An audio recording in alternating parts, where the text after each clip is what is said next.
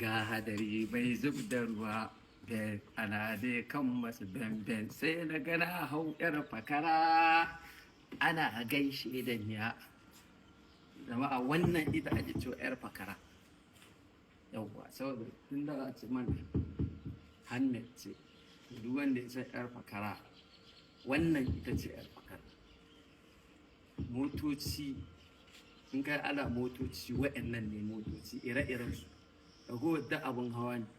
in ga da ana kwano to irin wannan su ne kwano ragowar duk gwangwanaye ne gambai sarkin mota kan da an yi na ƙasa hausa yanzu wato abin da nake so da wani lokaci za ka ji na ce amman gorin BMW ne sai na siyo to wannan kuma ba ni aka goyi ba yawa wannan wani kwan ɗina zan kare wa mutuncinsa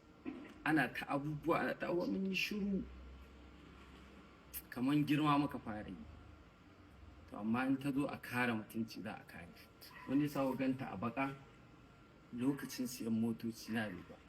to kuma zan siya in Allah yadda in na zo siya sai aka kuma wanne zan siya in Allah ya amince muna roƙon Allah rahamarsa wato Muhammad Sulaiman na hau sai naga an sa wata mota sai ake masa buci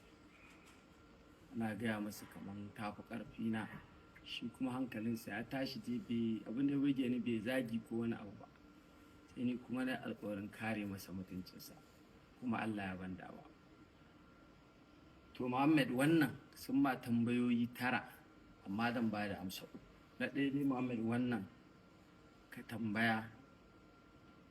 tambayi sarkin mota in ba ƙarya ne ba ko ba mistake ne ba don ba zan yi ƙaryar ba wannan za ta sai waccan kaman guda 3 da canji ko ba ta canji ba za ta sai waccan 3 Muhammad na ɗaya kenan na biyu Muhammad an ce maka an wuce ni an ma wuce ni ƙarya ne Muhammad ƙarya ne ba girma muka yi girma ne zo amma ko kwana ba a shawo ba Muhammad balle a kalle a hangonin ma ba ma a shawo kwanar da za a hangona balle a zo a wuce wannan kuma lokaci ne zai faɗa Muhammad na ukun da zan gaya wa Muhammad shi ne an ce maka ba mu da gwamnati to ka gaya musu Muhammad muna da Allah tabbas ba mu da gwamnati muna da Allah amma muna da jama'ar Allah na son amfani da wannan damar gaya wa matasa da suke harkar social media ku yi haƙuri ku tsaya ku nemi stardom mai kyau na gaske wanda duk inda a ganku za a girmama ku duk inda mutum ya fito ya ce ina son ka za ka ga da gaske yake saboda me ku dinga bari 'yan siyasa suna mai da ku karnuka ana amfani da ku a ci mutuncin wancan a ci mutuncin wancan ba shi bane ba ku duba da akwai a cikin wanda suke harkar media musamman tiktokers abin ya fi zafi a ciki yanzu akwai wanda suke harkar barin dan kama ma sunaye in ka zo bangaren yaran nan da suke comedy ga su nan kala-kala sunayen su ne ba ma lallai in kama ba amma in na faɗi kala yadda suke abin kai da ka gani ka wallahi akwai irin yaran nan masu harkar soja abubuwa ko su kansu sojojin da kansu naga suna musu comment suna dariya kaga yaro ya ɗauko kansa abinda duk inda ya shiga ba za a zage shi ba amma kai ka zo ka zauna ka ce kai za ka dinga kawo labaran ƙarya da wato in labaran za ka kawo irin siyaran nan abis fulani wallahi ba wai wani abu ba ko wani abu wannan irin su abis fulani su alisuwa ga nan su ga su nan muna da ɗan jaridu kala-kala su sultan da waya da sauransu ga su nan ko da yaushe zama muke yi ba komai muke duba ba me suka kawo ko BBC sai in daɗe ni ban shiga ba amma zan je in ga me suke bayani za su yi ma bayani dalla-dalla su a magana in ba ka da lokacin ka ka karanta rubutu kuma ni na fi jin daɗin labaransu duk da wani lokacin ba a ce ba kuskure ba amma kan ai kuskuren aiki ne wato ku ɗauka cewar duk inda aka sa ku a gaba ake amfani da ku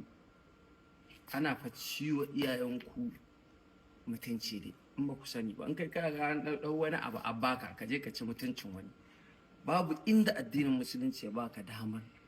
ka ajiye wani ka ci mutuncinsa. Babu babu in dai za ka kafe kai ko zagin ka mutum ya yi, in ka san ba za ka iya haƙuri ba, to tafi ka nemi hukuma. Dan garin rama sai ka rama abin da ya fi, kuma ba wanda za ka zaga ka zo ka wuce shi. Duk duniya ba wanda ka isa ka ci mutuncinsa kuma ka wuce shi, wallahi duk lalacewarsa. Kuna cin mutuncin kuma kullum kuna yin baya. Babu, ba wai tsoro ba ne, shiru akai. Babu, ba ɗabi'a ba ce, ba karatu ba ne, jahilci ne tsagwaransa. Ka zo ka tara mutane ka ce su je su ci mutuncin wani ko su zagi wani. Me zai kawo ma a duniya? Babu. Influence da in Allah ya baka, ko kana tare da gwamnati ko baka tare da shi, kana tare da mutanen arziki, kawai ka gama rayuwarka. Kuɗi za su ta zuwa from nowhere. To jama'a mu ji tsoron Allah mu gyara. Wannan dai da ganta za ta zauna a bakarta. Yawwa, saboda ba lokacin yin mota ta bane ba. In na tashi siyan motocin kuma sai a gani. Allah ya ba mu masu zafi ake cewa ko? To mun gode jama'a. Muhammad, ka kwantar da hankalinka kuma ka ci gaba da zama nagari. Insha Allah, na gode.